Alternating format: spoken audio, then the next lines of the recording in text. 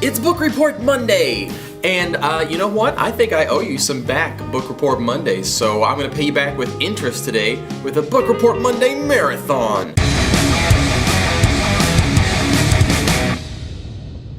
All books by David the Good. Yes, we're looking at author, master gardener, just all-around cool guy, David the Good. And I have read 5 of his available, I think it's 8 now, books. And I'm convinced that anything that DTG writes is gold. You know what, let's start with one of his more recent books, Turned Earth, the Jack Broccoli series. This is a fiction book, all the rest are practical information. This is just a fictional fun storybook about a gardener and soil scientist, Jack Broccoli, that has to stop an international conspiracy, an international soil conspiracy with killer fungi and some kind of super strength power when he uses organic materials, and it's hard to describe, but it's a lot of fun to read. The character is very quirky, and the main character, Jack Broccoli, feels like somebody that I could hang out with and have a good time talking to, as long as we weren't having to fight for our lives from crazed fungal conspiracy terrorists. Anyway, that's book number 1, and that's the most different from all the other books because it's the only fiction one. But it's definitely a fun, nerdy read. If you're watching this video, if you're the kind of person that enjoys these videos, then you would probably enjoy that book too. Next, let's talk about Compost Everything. This is the one that I've most recently read. No, it's the one I was second most recently read, sorry. And it's a really, really inspiring book. A lot of David's ideas are really, they should be common sense if we just weren't too smart to realize the obvious answer. And he gives you a lot of very practical tips. That's what I love about David's books, is they are all very practical and simple, easy to follow. He takes something that can potentially be very complicated and convoluted, and he just has a way of distilling it down to exactly what you need to know, and this is how you can do it, and he makes the complicated simple. That's one of his key strengths. Also, another bonus of these books is that they're very reasonably priced. If you have Kindle Unlimited, I don't know if they are now, but at one time a lot of these could be picked up for $0.00 if you signed up for Kindle Unlimited. But yeah, the Kindle version of most of these are around like $5, and then the paperback version for a lot of these are about 12 or 13, or 10. Real reasonable. So yeah, Compost Everything. I am inspired now. I no longer have weeds. Well, kind of being a forager, I don't have many weeds, but in my garden maybe sometimes I had weeds, and then I got chickens, and then I didn't have weeds, I had chicken food. But I also have a lot of privet hedge that comes up around, and the chickens don't really like to eat the privet hedge, and there's not much that I can do with it. You can't eat it. It has some medicinal uses, but I don't play with it. But now, looking at Compost Everything, of course, it's free compost. It's free fertilizer for the plants.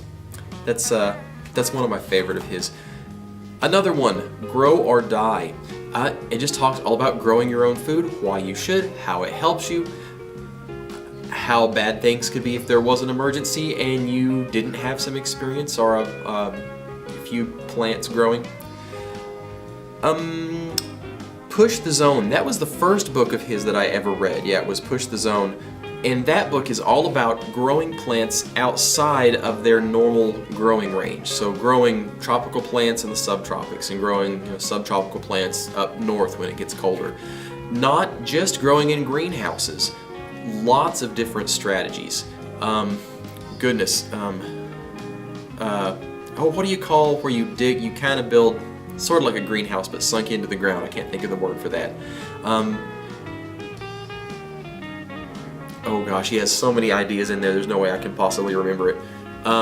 Using smoke, using trees as thermal shelters, using the south side of buildings, planting in pots, the different pros and cons of covering things up, or developing cold hardy, your own cold hardy plants.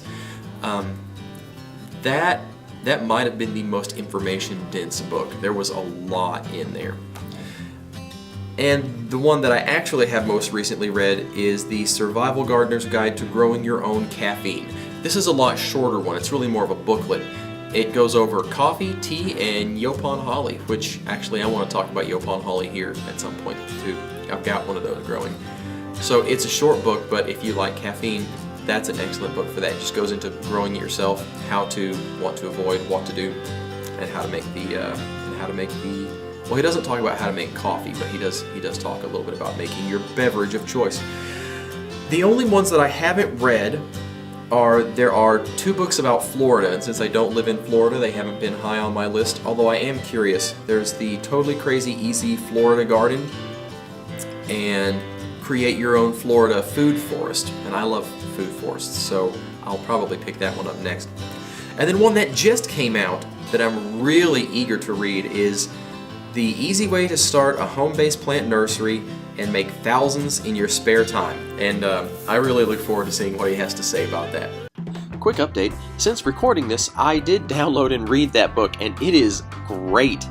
I really recommend that if you have any kind of inclination about raising and selling plants, even if you don't want a big commercial nursery. In fact, it's not really about making a big commercial nursery, it's about making something that's more manageable for 1 or 2 people to handle. It's a really good guide to getting that started. It talks about the laws that you have to go through. It talks about how you can get customers, how you functionally sell things if you're not of that type of personality, where to get your materials, strategies to keep the costs low. It's really a phenomenal book, I think. And maybe just because I kind of secretly would love to do that someday.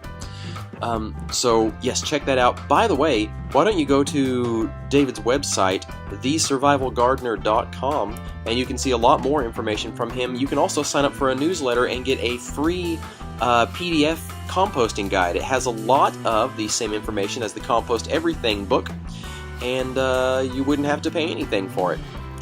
So there you go. Okay, back to the video wrap-up. So, David the Good. Any of his books are books the good. That's not a very good joke. I really recommend the David the Good books. He takes complex topics and distills them down into simple, useful information, and they're really fairly priced. Okay, I'll see you next time. Happy reading and foraging.